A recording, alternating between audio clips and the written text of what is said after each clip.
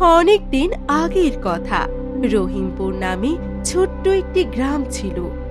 গ্রাম থেকে একটু সামনে এগোলেই বড় একটা বট গাছ, আর সেই বট গাছেই থাকে একটা মাছ খেকো পেতনি।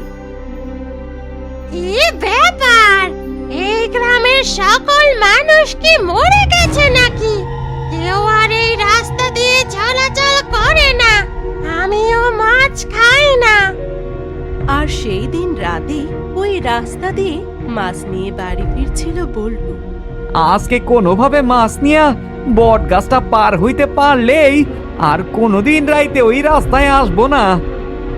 এই কথা বলতে বলতে বল্টু হাঁটতে থাকে। ওদিকে পেতনির নাকে মাছের গন্ধ যায়। কোথা থেকে এত সুন্দর মাছের ঘ্রাণ আসে? কতদিন মাছ খাই না। হঠাৎ পেতনির নজর পড়ে বল্টুর ওপর।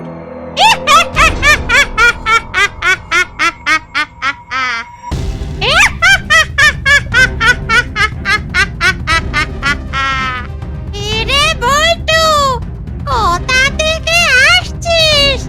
আর ব্যাগে কি? ব্যাগে তেমন কিছু না, যত সামান্য বাজার। দেখি ব্যাগটা খোল, দেখি ওর ভিতরে কি আছে। বললাম না ব্যাগে কিছু নাই, আমারে যাইতে দাও বলছি। আরে যেতে দেব, তার আগে ব্যাগটা খোল। কি সুন্দর মাছের ঘ্রাণ আসছে ব্যাগের ভিতর থেকে। এই ব্যাগে কোনো মাছ নাই, সর আমারে যাইতে দে। না না না না না না, ওর ব্যাগের মাছ না খেয়ে তো আমি তোকে যেতে দেব না। এরপর বল্টু ও পেতনির মধ্যে ধস্তাধস্তি হতে থাকে। হঠাৎ বল্টুর হাত থেকে ব্যাগটি মাটিতে পড়ে যায় এবং ব্যাগ থেকে সব মাছ বাহিরে চলে আসে। বাহ, কি সুন্দর মাছ! মাছটা খাস না, আমি অনেক কষ্ট করে মাছটা কিনেছি রে। পেতনি বল্টুর কোনো কথা না শুনে মাছগুলো টপাটপ করে খেয়ে ফেলে। তারপর গাছের মগডালে উঠে বসে। এরে বল্টু, যা যা, এখন খালি ব্যাগ নিয়ে বাড়ি যা। ঠিক আছে, আজ আমি যাচ্ছি, কিন্তু তোর সাথে আমার আবার দেখা হইব। এই কথা বলে বল্টু ওখান থেকে চলে যায় বাড়িতে। কিভাবে পেতনিটার একটা উচিত শিক্ষা দেওয়া যায়? হঠাৎ বল্টুর মাথায় একটা দুষ্ট বুদ্ধি আসে। বল্টু একটা ছোট বোতলে একটা মাছ ঢোকায় এবং একটা ব্যাগে অনেকগুলো মাছ নিয়ে যেতে থাকে ওই বট গাছের কাছে। বাহ, আজ আবার কত সুন্দর মাছের গন্ধ আসে।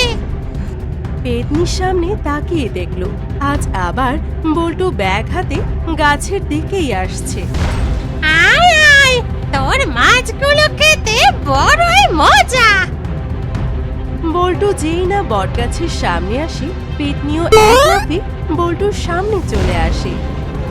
এরে বল্টু, আজ আবার ব্যাগে কি নিয়ে এসেছিস? আজ আর মিথ্যা বলবো না তোর কাছে। কি, তুই বলবি সত্যি কথা? হ্যাঁ, আজ আমি সত্যি কথাই বলবো। তাই সত্যি কথাটি বলেই ফেল। আমার ব্যাগে অনেক সুস্বাদু মাছ আছে। কি, মাছ আছে তোর ব্যাগে? কোথায়? মাছগুলো জলদি বের কর। আরে দাঁড়া দাঁড়া, আমি তো মাছ তোর জন্যই এনেছি। কি বলছিস এসব? তুই এনেছিস আমার জন্য মাছ? হ্যাঁ রে, আমি সত্যিই তোর জন্য মাছ এনেছি। তাহলে মাছগুলো আমায় দে, আমার আর তর সইছে না। মাছের সুগন্ধে পেটটা ফুলে গেল। আমি তো তোর জন্যই এনেছি, কিন্তু এই মাছ খাওয়ার আগে আমার একটা শর্ত মানতে হইব তোরে। আবার শর্ত কেন? ঠিক আছে, বল তোর শর্ত। আমি মাছ খাওয়ার জন্য সব শর্ত মানতে পারি। আরে শর্ত তেমন কিছু না, তাহলে বলিস না কেন? জলদি বল। শর্তটা হইল তোরে আগে এই বোতলের ছোট মাছটা খাইতে হইব, তারপর ব্যাগের মাছ খাবি। আরে এই ছোট্ট, ঠিক আছে ঠিক আছে, আগে আমি বোতলের ছোট্ট মাছটাই খাচ্ছি, তারপর ব্যাগের সবগুলো মাছ খাবো। এই কথা বলে যেই না পেতনি মাছ খাওয়ার জন্য বোতলের ভিতরে ঢুকে যায়, সাথে সাথে বল্টু বোতলটা আটকে দেয়। কি রে বল্টু, বোতলের মুখটা আটকালি কেন? কেন তোর মনে নাই তুই সেদিন আমার কত কষ্টের কেনা মাছ খায়া ফালাইছিলি? তারই প্রতিশোধ নিলাম আইজ। আমায় ছেড়ে দে বলছি। ওহ, মরে গেলাম। বল্টু, তুই আমায় ছেড়ে দে। ওরে তো আমি ছাড়বো না, তুই আমার মাছ খেয়েছিলি, আমার সব মনে আছে। ইস রে, দম বন্ধ হয়ে মরে গেলাম রে। আমি তোর সব মাছ ফিরিয়ে দেব, তোকে আমি রাজপ্রাসাদ করে দেব, তাও আমায় ছেড়ে দে। ঠিক আছে, কিন্তু তোরে এই বট গাছটা ছাইরা অনেক দূরে চইলা যাইতে হইব। আমি তোর সব কথাই শুনবো। ওই বট গাছ কি, আমি রোহমপুর গ্রাম ছেড়ে চলে যাব, তাও আমায় ছেড়ে দে। বল্টু পেতনির কথা শুনে একটু মায়া হয় এবং বল্টু বোতলের মুখটা খুলে দেয়। নে বোতলের মুখ খুইলা দিলাম, এবার বাইর হইয়া আয়। তারপর পেতনি বোতলের ভিতর থেকে বেরিয়ে আসে।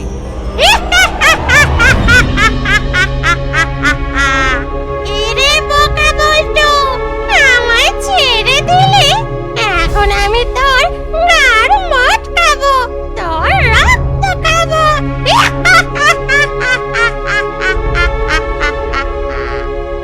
আমি তোরে বিশ্বাস করে ছাইরা দিলাম, আর তুই আমার ঘাড় মটকাইতে চাস?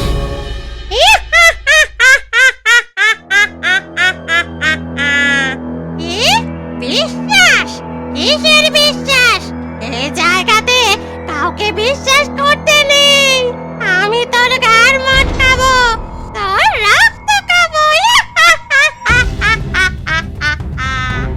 তারপর পেতনি বল্টুর দিকে এগিয়ে আসে এবং বল্টুকে বলে, বল্টু, তুই মরার জন্য প্রস্তুত হ।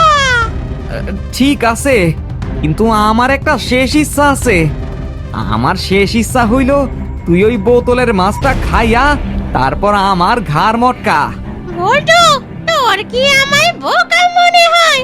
আমি বোতলের ভিতর যাব আর তুই বোতলের মুখটা আটকিয়ে দিবি?